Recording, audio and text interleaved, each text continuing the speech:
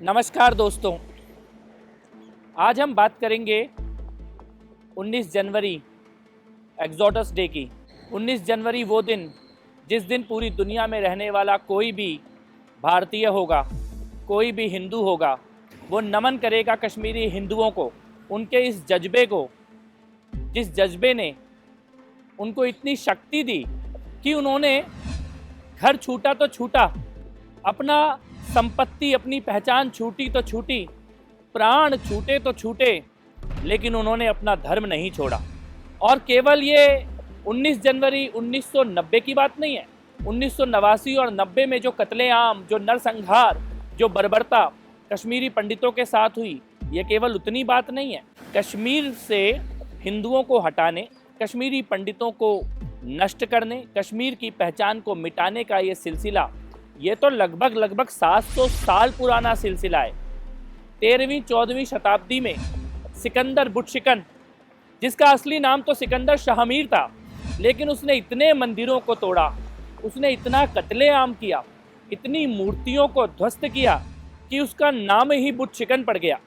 वो सिकंदर बुटशिकन जिसने कश्मीर में हिंदू धर्म को ख़त्म करने के लिए जैसे एक नरसंहार का आयोजन किया, बरसों तक चलने वाला भयानक नरसंहार, हत्याएं, लूट, मारपीट, मंदिरों को तोड़ना, उसके शासनकाल में तिलक लगाना, जनेऊ धारण करना, शंख और घंटे घड़ियाल बजाना, पूजा करना और यहाँ तक कि अंतिम संस्कार करने तक पर प्रतिबंध लगा दिया गया था। कहा जाता है कि कश्मीरी पंडितों को मारकर वो उनकी जनेऊ उतरवाता था। हत्या करने के बाद उतारी गई जनेऊओं का वजन 250 किलो से भी ज़्यादा हुआ था। सोचिए कैसा भयानक नरसंहार कश्मीर के अंदर किया गया होगा, कश्मीर का इस्लामीकरण करने के लिए, कश्मीर से हिंदुओं को मिटाने के लिए। जिस दिन ये सिकंदर बुटशिकन नाम का राक्षस मरा, माना जाता है कि केवल 11 हिंदू परिवार कश्मीर में बचे थे। लेकिन इस भयानक अत्याचार के बावजूद भी उन लोगों ने अपना व्यापार नष्ट होने दिया, संपत्ति नष्ट होने दी, अपना जीवन त्याग दिया, लेकिन संकल्प शक्ति देखिए, अपना धर्म नहीं छोड़ा। उनके पास विकल्प था, धर्म परिवर्तन करके राजाओं से मिलकर जीवन जीने का विकल्प था उनके पास, लेकिन उन्होंने वो विकल्प नहीं चुना। इसके लिए समस्त हिंदू समाज, समस्त मानवता आजीवन ऋणी रहेगी कश्मीरी हिंदुओं के प्रति, कश्मीरी पंडितों के प्रति। उसके बाद मुगलिया दौर भी आया और किस प्रकार से वीर शहीद गुरु तेग बहादुर जी तक को भी अपना बलिदान देना पड़ा कश्मीरी हिंदुओं के अस्तित्व की रक्षा के लिए, उनकी पहचान की रक्षा के लिए। थोड़ा सा समय शांति का आया जब डोगरा वंश का शासन कश्मीर पे चला, लेकिन आप समझिए इस बात को कि डोगराओं के शासनकाल में कभी भी जबरदस्ती मुसलमानों को हिंदू बनाने की या कश्मीरी पंडित वापस बनाने की कोई कोशिश नहीं की गई। सबको केवल मिलजुल के रहने का अवसर दिया गया। उस दौर में कश्मीरी हिंदू परिवार, कश्मीरी पंडित थोड़ा सा संभले, फले फूले, बढ़े, केवल वही एक ऐसा दौर आया। लेकिन उसके बाद अलीगढ़ मुस्लिम यूनिवर्सिटी से निकला हुआ शेख अब्दुल्ला, वो पहुंचा वहां पर कश्मीर में, और 13 जुलाई का दिन 1931, जिस दिन इस शेख अब्दुल्ला ने दोबारा से कश्मीरी पंडितों, कश्मीरी हिंदुओं को मारने की साजिश, दंगे, कुचक्र, हिंसा, हत्या, नरसंहार, इसका दौर शुरू किया गया। और शर्म आती है कि उस वक्त की राजसत्ता में बैठे हुए कई बहुत बड़े नेता जो हिंदू तो थे, भारतीय तो थे, लेकिन उन्होंने भी शेख अब्दुल्ला के इशारे पे बरसों तक कश्मीर में हिंदुओं को लुटने दिया, मरने दिया।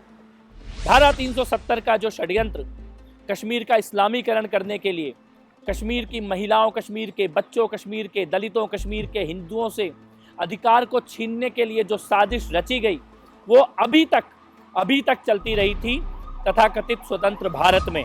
शेख अब्दुल्ला और मुफ्ती, इनके हाथों में कश्मीर को छोड़ देना, कश्मीर को गुलाम बनने देना, ऐसा महापाप नेहरू और उसके बाद की भारत की सत्ता को चलाने वाले लोगों के द्वारा किया गया।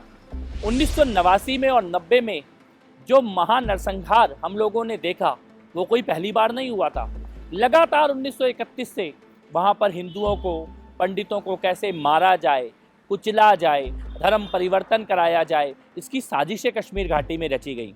उनको कुचलने की पूरी छूट जैसे कांग्रेसी सरकारों ने दे दी थी कि कश्मीरी हिंदुओं को मारते रहो और हम मुंह फेर कर बैठे रहेंगे, उस तरफ ध्यान भी नहीं देंगे।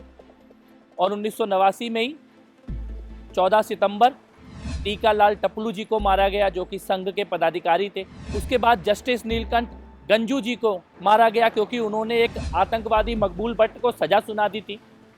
एक तरह से सीधे सीधे ऐलान कर दिया गया कि कोई धर्म की बात करेगा, कोई देश की बात करेगा, कोई संविधान की बात करेगा तो कश्मीर में उसकी हत्या कर दी जाएगी। और उसके बाद भयानक नरसंहार किया गया जनवरी में, और जो चरम पर पहुंचा 19 जनवरी के दिन अखबारों में बाकायदा विज्ञापन देकर कहा गया कश्मीरी पंडितों को कि या तो धर्म बदल लो, या भाग जाओ, या मारे जाओ।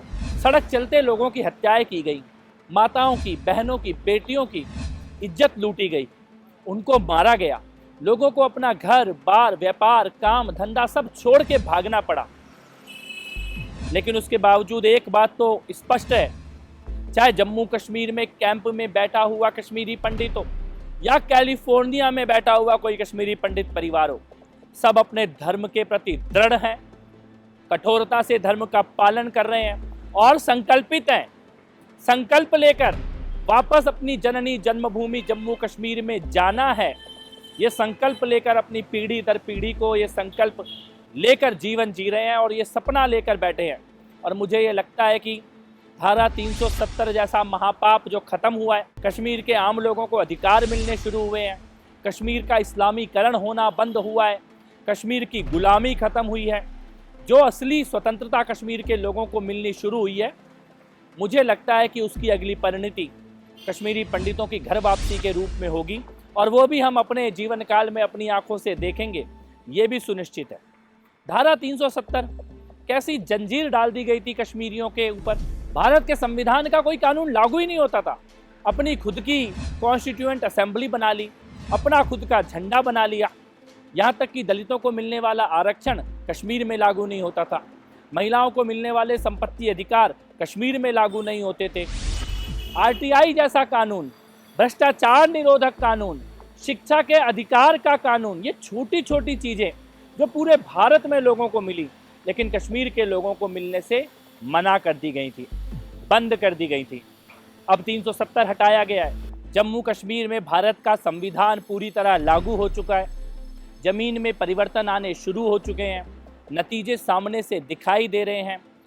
एक भारत का जो सपना श्यामा प्रसाद मुखर्जी जी ने देखा था, वो सपना आज पूरा हो चुका है।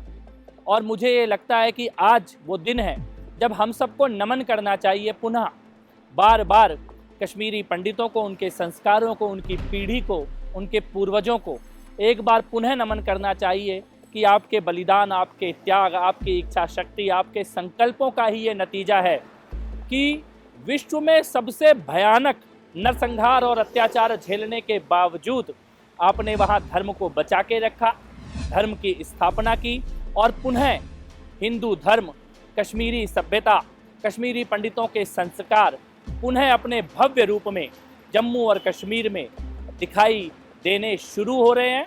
और वो स्वर्णिम कश्मीर हम सबको बहुत जल्द सामने नजर आएगा। बहुत बहुत आभार। जय श्री राम।